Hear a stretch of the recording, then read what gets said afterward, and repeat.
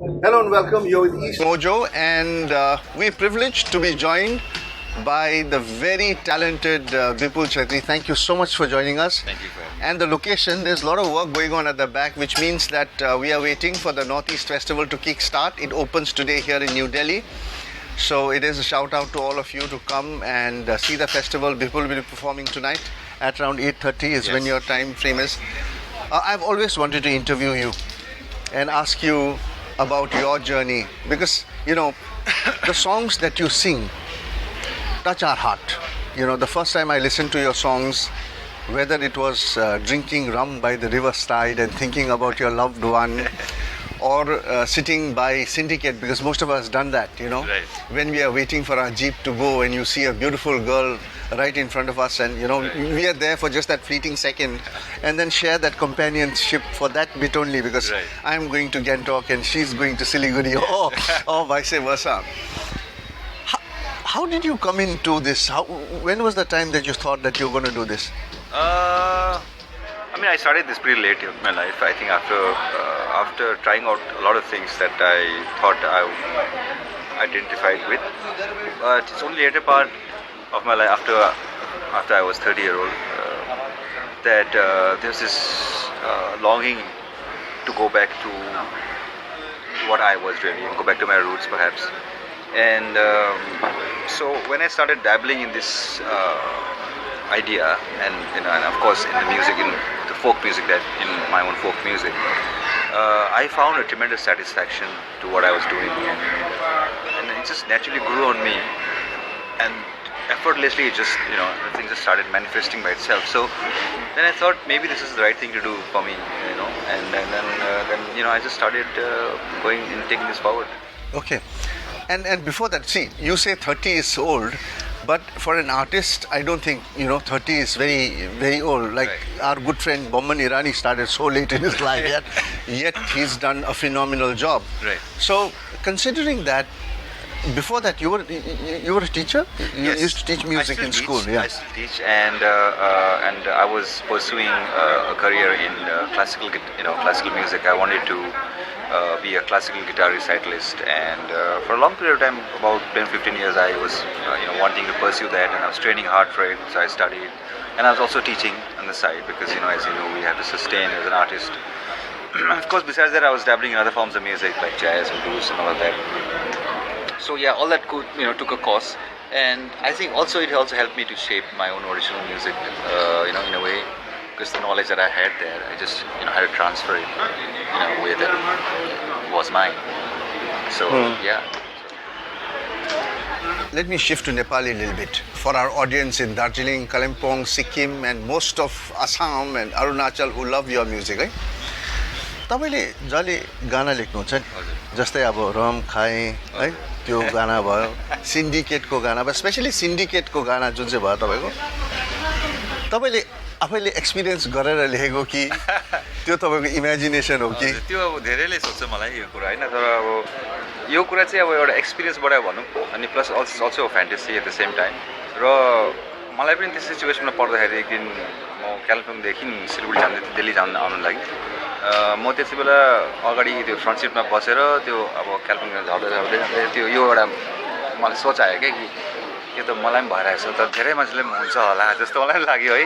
अनि I thought यो something worth sharing, र मैले यो मेरो आफ्नो भावना एउटा मैले सेयर गर्दाखेरि चाहिँ धेरै मान्छेलाई यो रिलेट भएछ, अनि ठ्याक्कै भनेको जस्तै भयो क्या अब कि it's feeling that almost all of us, share and harbored, but so that no one's conveyed this. र त्यसले गर्दा मलाई चाहिँ एउटा जरुरत लाग्यो कि मलाई यो फिलिङ चाहिँ मैले एउटा निकाल्नै पर्छ भनेर चाहिँ. तपाईँको के हुन्छ है, गीत पनि मनलाई एकदमै लाग्ने, तर त्यो गीतसँग जुन तपाईँले ट्युन लाउनुहुन्छ त्यो पनि एकदमै त्यो इन्भाइरोमेन्टसँग, त्यो एटमोस्फियरसँग जब कि त्यो हुन्छ, even the tunes are so catchy that you feel like, so when you are listening to Darjeelingko Sanu Rail, you are actually taken to the train because the tune is such a lot. So who do you give the credit to for these kind of tunes and all, because it must be a lot of teamwork, isn't it? Well, I compose, write lyrics, everything on my own. I have a band who backs me up beautifully, but I do most of the the melody as well as the lyrics, and we arrange it together. But I guess, yeah, it's more like, I should say, like, the background that I have coming from a place like Darjeeling, Northeast, we have a very rich cultural background.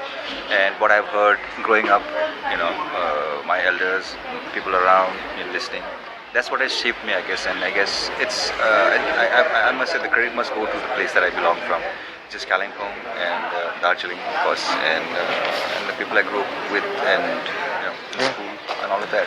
So I must say, that growing up so close, in such a close proximity to Darjeeling and Kalimpong, I look at Darjeeling and Kalimpong as cultural hotspots, Right. We've had such talented boys and girls who play the guitar, who are so brilliant.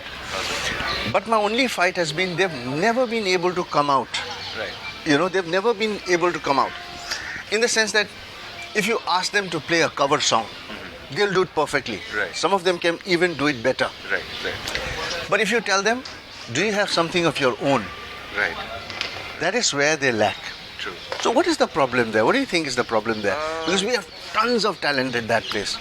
There's, I mean, problem in a sense that it's just also a matter of a question of habit, and also a question of sustaining doing independent music.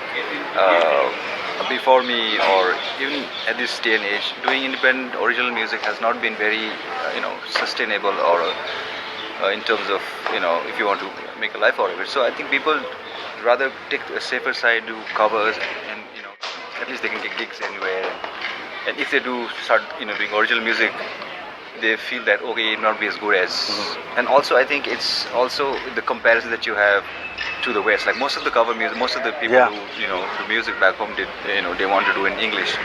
And immediately, whenever you have this linguistic problem, you always compare it to, in a more global situation where the competition is much more tougher.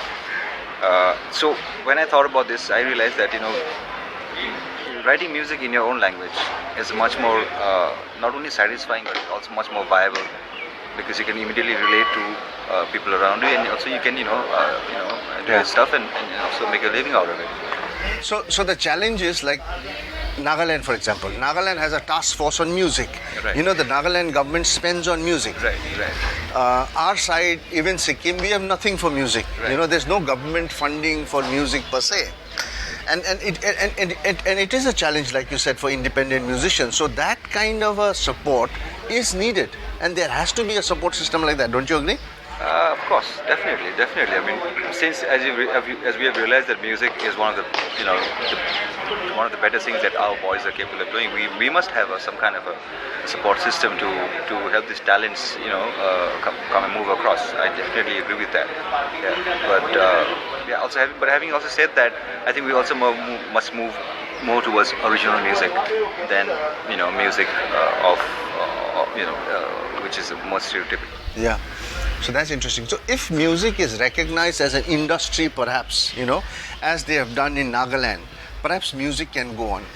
Talking about your own journey, Bipul, it's been an interesting one. I'm sure you love teaching. You've did classical guitarist as well. How difficult was your journey from where you started as a teacher, aspiring classical musician, Right. To a person who's loved everywhere you go? You're loved abroad, you're loved anywhere. You're loved in Sikkim, it's just your name and everybody comes to listen to your music. How hard has it been, that journey?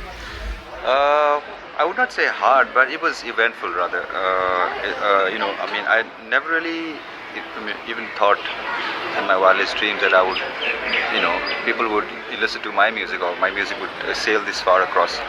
I was just following my passion, and I was just, digging more and more towards, what would ignite my fire. And so I guess when one is following a passion, it's the hardships really doesn't. I mean, you don't really feel that you're worked, or that you are, exhausted, or you're stretched. It's more of reviving energy. Every day, wake up with a new energy to do more and more and more and more. I guess so. One thing I really like to, tell my folks, or my, youngsters back home, is that, whatever you do in life, you should do the things that you feel passionate about. And I guess that's the key to success, and key to, happiness in life. Yeah. If you're passionate, you'll never feel tired. You can go on and on. So that's the message from Vipul. Thank you so much for speaking to us. Thank you. Thank you for watching us.